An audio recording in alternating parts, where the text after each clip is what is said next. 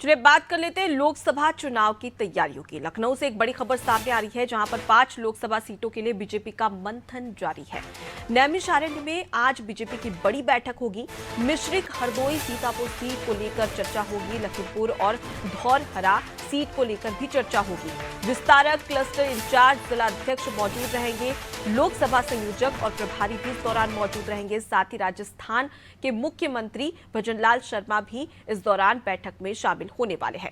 सबसे खास आपको ये बता दें कि नैमिषारण्य में दोपहर 12 बजे से बैठक शुरू होगी। भूपेंद्र चौधरी, संगठन महामंत्री धर्मपाल और उसके साथ ही मंत्री जेपीएस राठौर भी इस बैठक में मौजूद रहने वाले हैं। तो 12 बजे से बैठक शुरू हो जाएगी नैमिषारण्य में और 5 सीटों को लेकर चर्चा, विचार विमर्श, मंथन, चिंतन और विश्लेषण किया जाएगा। चलिए इसी खबर पर अब ज्यादा जानकारी के साथ विवेक लगातार जुड़े हुए, उनका रुख कर लेते हैं। विवेक, 5 लोकसभा सीटों की अगर सियासी समीकरण को देखा जाए तो क्या है इसके सियासी समीकरण, और उसके साथ ही साथ आने वाले समय में किस प्रकार की रणनीति बीजेपी यहां पर बना सकती है जीत को लेकर? देखिए, अगर बात की जाए तो आज एक बड़ी बैठक है भारतीय जनता पार्टी की और तमाम बड़े जो पदाधिकारी हैं वो सीतापुर के नैमिषारण्य पहुंचने लगे हैं। नैमिषारण्य एक धार्मिक स्थल है। अब बात करें तो पुराणों में इसका जिक्र है और जिस तरीके से लगातार भारतीय जनता पार्टी इन धार्मिक स्थलों को प्रमोट कर रही है, हमने पहले भी देखा था जब पहली बार सरकार बनी थी, उसके पहले 2014 के चुनाव के पहले गृहमंत्री अमित शाह, वर्तमान गृहमंत्री अमित शाह अयोध्या गए थे, वहां भारतीय जनता पार्टी की बैठक की थी।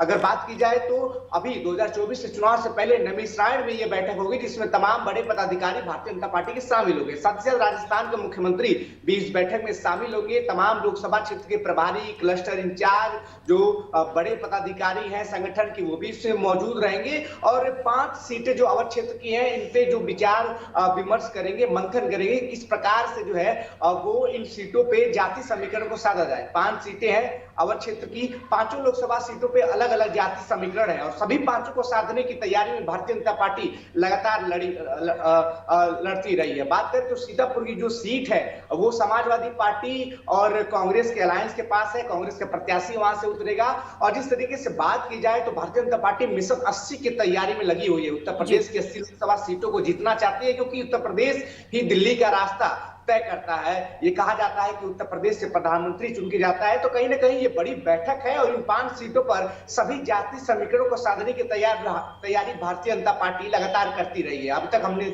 देखा है कि मिशन डेमोलिश की तरह दूसरे दलों के नेताओं को भी साध रही है, जाति समीकरण को भी साध रही है।